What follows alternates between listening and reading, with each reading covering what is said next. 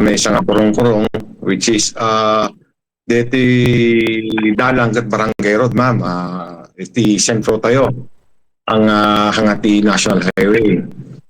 When makita tayo di CCTV dito kurong-kurong ma'am ket nataray which is iso ti one of the kana agda ti speed limit tayo ti 100% ma'am Pampistelo which is dito kurong dito motor ket nag-U-turn nga di na kinitkitan no adda sumungad wenuhaan ma'am iso nga iso ti nakatunda iso daket na naglinong par ket dito nakamotor medyo napigsa impact na so nga naipurwak ket naitama ti ulo naman Pampistelo ito rason no apeng nakatayan na ken DOA, the death on arrival ko na tayo to hospital ti Bataken na Pampocristal.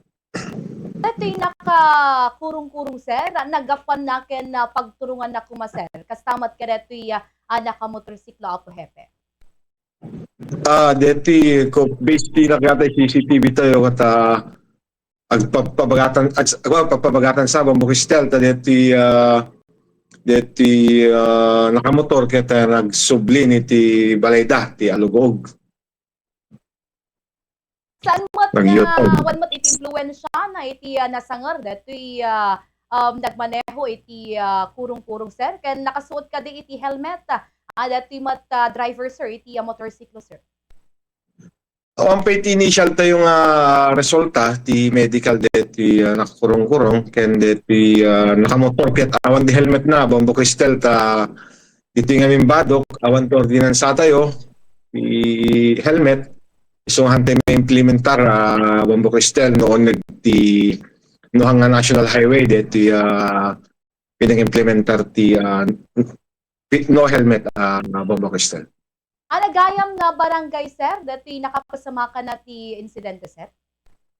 Iti barangay Gareta Pampocristal. Iti barangay Gareta. So ano't pakabigbigan sir kada to'y nasaong biktima pakiramanan dati driver sir iti kurong-kurong? Yes ma'am? Pardon ma'am? Dati biktima sir, ano't pakabigbigan na tayo sir? Diti natay Pampocristal kata iso na katagtalin na iti barangay Alugog ma'am. Tawanan sir ken namat iti trabaho na sir? Diti driver ti motor ma'am kita pagkaamok kita kung construction sa ma'am. How about ka dati driver iti kurong-kurong apo hepe?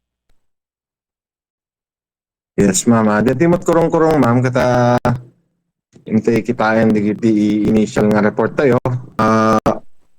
Construction mo't ma'am ti pagtrabaho na dito both construction worker ma'am. Iti dama anya iti balak ka dati pamilya sir iti biktima kadati man napasamak ka disgrasya sir iti iliti badok.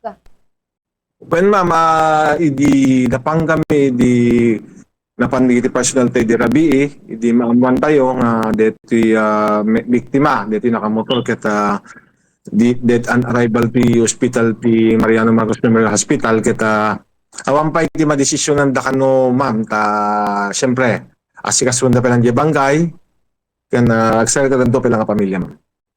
Iti nakamotor sir, awan mat iti lupon na pakaramanan deti kurong-kurong sir? Awan mat ma'am, awan. Tiagdama sir, ayan na naitata deti driver sir iti kurong-kurong? Adda iti Corpus Clinic ti pag-aamumi pa lang ma'am. So anamot iti sinagaba nagayam sir deti driver ti kurong-kurong sir? Nagsagaba mo ti multiple abrasion mati in kwati Corpus Clinic Hospital ma'am. Nagayam oras din na pasamak deta sir? Around 7:10 PM idi kalman ma'am. Kadatang oras sir nakasuot ka di iti high visibility vest dagitoy duwa sir nga karaman ti disgrasya? Saan ma'am ta ti high visibility vest ma'am kat may implement lang iti National Highway.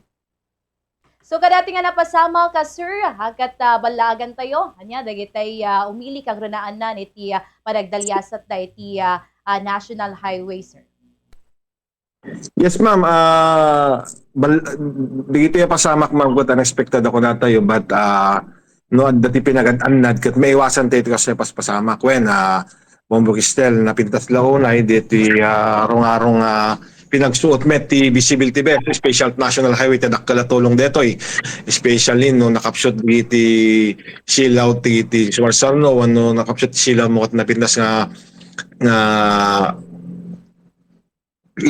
mangpigil iti anya mga disgrasya digiti nga paspasamak ken digiti motorista ure awan tay man ti national highway ket napintas lat nga usaran tayo diti visibility best ken amin tayo kuma sakbay nga intay ang U-turn no intay nga dumalyasat ti maysa nga lugar ket i-check tayo muna sakbay nga gisalserek tayo ti maysa nga lane diti kalsada at unexpected at lagay na taray isot makalanti disgrasya ket hantay may babawi na po no at dati na tayo no dati madingan napasama